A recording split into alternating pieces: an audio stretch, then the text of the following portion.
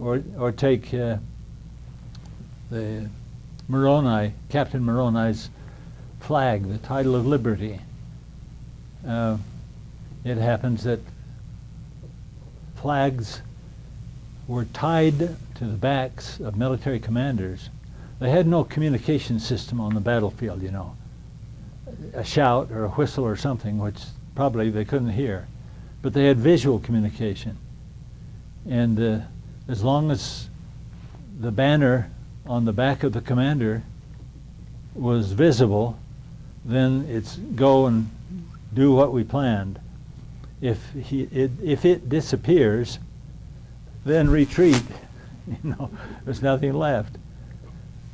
But the military commanders in some parts of Mesoamerica did have an arrangement to strap on a pole and a flag atop to signal, I'm still here. This is headquarters. Keep going. Great, thank you. Were there other questions? I believe that Lake Atitlan is the waters of Mormon. Lake Atitlan in Guatemala, west of Guatemala City? Yes, that's the waters of Mormon. I won't even hesitate to say that, in my view. I identified that 30 years ago, and quite a few people have come to think of it in those terms. It fits all the statements or hints about the waters that the Book of Mormon provides, and I don't know any reason why it is not the waters of Mormon, and I know considerable reason to think that it is. Some of you will be acquainted with the fact that under this Lake Atitlan, which has been called by some the most photographed lake in the world because it is so utterly beautiful and deserves everything Kodak can give it. But that lake in the last 10 years, 15 at the outside, has been found out to have some ruins under the lake, under the surface of the lake. 17 meters, what's that? 50 feet? About 50 feet under the south, near the south shore of that lake, there is a section of terrain, happens to be a volcanic blob, and it is covered with ruin. And later it was found that there are other parts of the lake that had ruins under there. If this is the waters of Mormon, then I find that the city of Jerusalem in the Book of Mormon was adjacent to it. And Jerusalem was covered with water at the time of the crucifixion, the great destruction, and waters came up over the city of Jerusalem.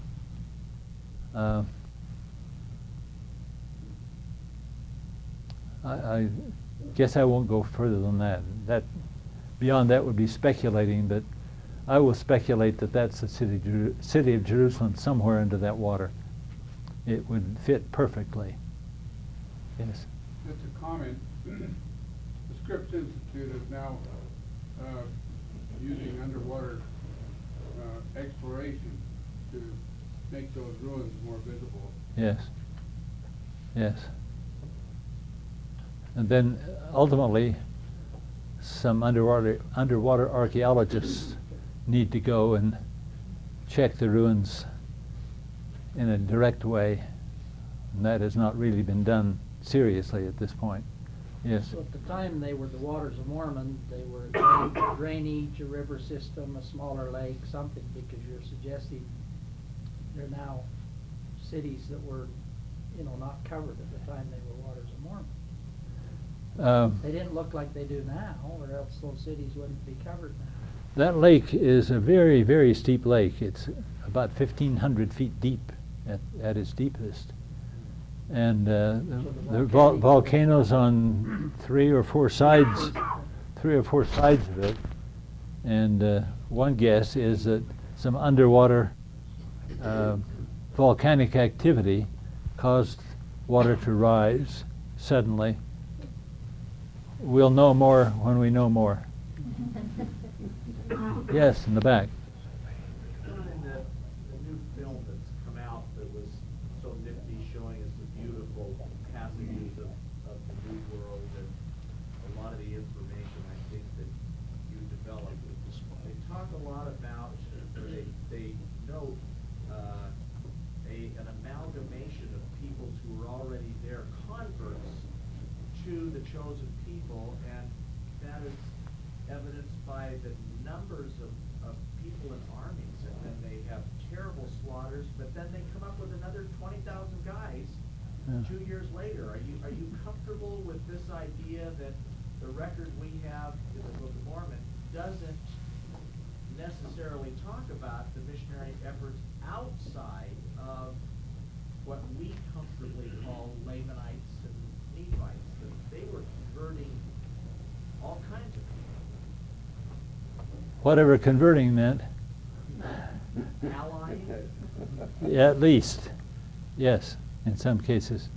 Yeah, I'm perfectly comfortable. I was the first one to write about it. Okay.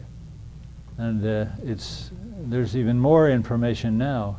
As a matter of fact, in the text itself, in the Book of Mormon, basing on some of the statements of Isaiah, he expected that the Israelites of the future, the scattered Israelites, were going to interact with other people.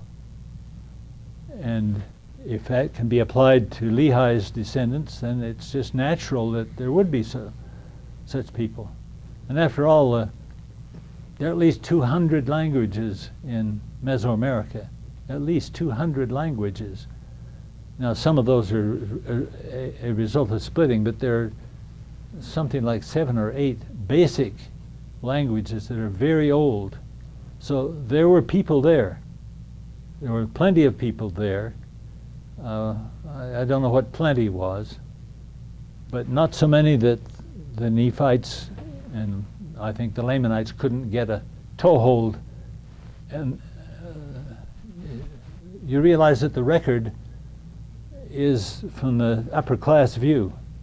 All the record keepers were from the top stratum of society, the chief priests and so on. So you're not getting the worm's eye view that would talk about who the peasants were, who the hoi polloi were.